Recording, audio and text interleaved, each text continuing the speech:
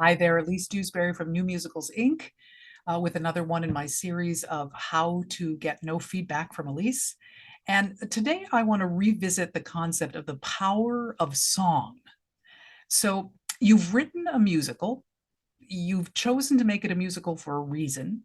And so I would encourage you to really make sure that the songs are doing the heavy lifting when it comes to the emotional journey of your story. Now, that doesn't mean that scene work isn't important, but what it means is that songs are the reason songs are there is to heighten emotional moments, or to illustrate for us that the emotions are heightened. So, for instance, um, if you have two characters come and have a huge fight with each other and they really bash it out and they're I don't mean physically, but emotionally they're having a big confrontation and making each other really angry, whatever happens, and one of them storms off and the other one is left alone on stage to sing a solo about how upset that made them. To me, that is wasting the power of the song, because the high emotional moment was the moment that made the characters angry and upset and the confrontation that they were having between them. So to me, that is the moment for the song. Once that confrontation is over and the characters left on stage by themselves, now they are in an emotional moment that they achieved during the confrontation, and they're just swimming in that emotional moment for a while, which means the song by its very nature is likely to be static. It's likely to be just an exploration of a moment rather than any kind of a change or a progression, or there's not going to be anything different at the end of the song. Now, I don't want to say that you can never have a song like that you can never leave your a character alone on stage to sing a song about how they're feeling in the moment. But I would highly caution you to be careful about. I don't think personally that you can have more than one of those in a show. And it better come pretty late in the day, and it better be pretty important, because otherwise I feel like that you're wasting the power of the fact that you've made it a musical if you have the high emotional moments not happen in song, the confrontations, the discoveries, the epiphanies, the things that imply some kind of change from one moment to the next. So I would encourage you to do an exercise, which is to look at the songs in any musical that you're working on right now. Take a look at the state of your characters before the song starts, and then and then what's happening when the song is over. Has there been a change? Is anything different? Has a decision been made? Has a discovery been made? Has a confrontation happened that changes things? A way to look at this is to see if you were to remove the song from that moment, would you be missing anything? Would the audience notice? I mean, obviously, you'd be missing the joy of the song, but I'm saying, aside from that, if you were to remove the song, would an audience watching the show actually notice? Would they be missing anything? Would part of the plot be missing? Would some important information that they need to know what's happening in the show, would would would they be missing that?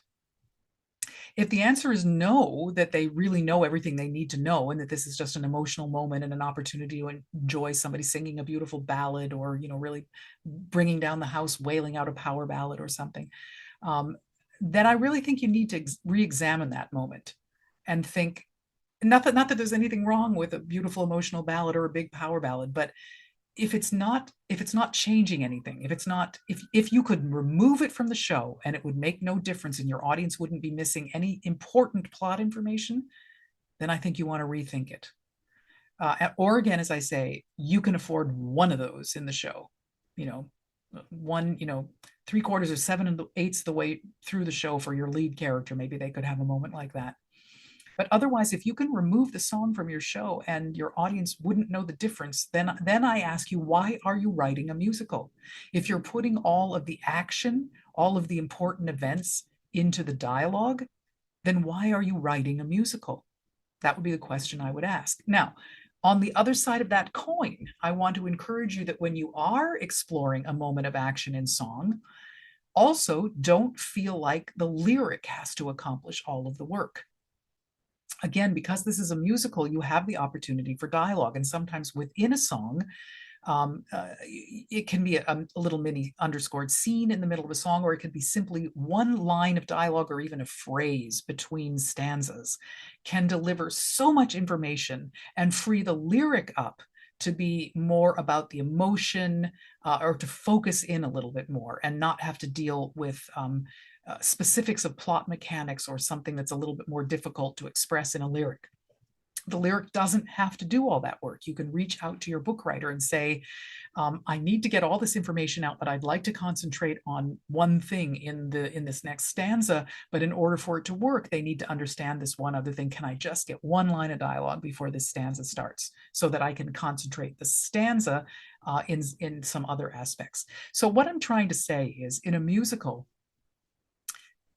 the wonderful thing about a musical is that it involves the dialogue and the music and the lyric, and they're all telling the story. So you should never underestimate the power of any one of them, either in or out of a song. You know, dialogue on its own is very important, but within a song it can also be very important. But also lyrics are tremendously important, and music is tremendously important. So if you don't want to downplay the importance of any of them, you want to use all of them to tell your story. Otherwise, as I say, I don't know why you're writing a musical. Let's see, there were a couple. Oh, the same is true. I wanted to talk about the idea that sometimes you can write a tremendous song that is so heartfelt and so beautiful and moving that it just, you know, we should be weeping by the end of it because it tells us so much about this character and we are so moved by them. However, if the book hasn't set that up properly, if it has not been earned, if that moment has not been earned by the information we got about the book, then it becomes an exercise of us sort of intellectually understanding that this is supposed to be a very moving moment, but we aren't emotionally engaged. Why are we not emotionally engaged? Because a character just came out and sang to us about, you know, how devastated they have been by this moment in their life, but we don't know anything about this character. We don't know enough about them to understand why this was so emotionally devastating to them. And so the song just doesn't have the power.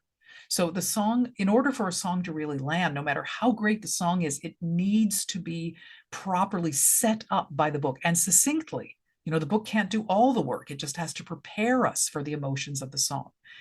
So that's a tall order to the book writer. You need to need to be concise and succinct, but you need to give us the information we have so that the song makes sense to us in the storyline and also can really deliver on the emotions, and it can set us up for those emotions to be earned. So we're asking a lot about how a song gets set up. I'm doing a little scattershot about some different ideas about the importance of music in a musical, songs in a musical. So another thing I want to talk about is the amazingly versatile musical montage.